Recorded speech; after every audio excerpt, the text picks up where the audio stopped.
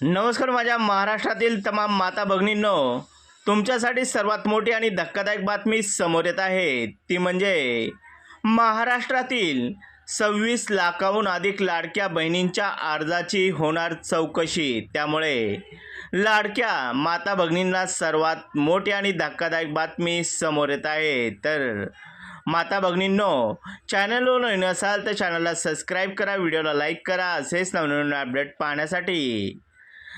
तर माता भगिनींनो, राज्य सरकारकडून लाडकी बहीण योजनेच्या नियमात न बसणाऱ्या महिलांना अपात्र ठरवले जात आहे. यातच आता सरकार 26 लाखाहून अधिक लाडकी बहिणीवर कारवाई करण्याची शक्यता आहे. या योजनेत 21 ते 65 वयोगटातील महिलांना पैसे मिळत असल्याचे आणि एकाच कुटुंबातील 3 किंवा त्याहून अधिक महिला ही योजनेचा लाभ घेत असल्याचे समोर आले.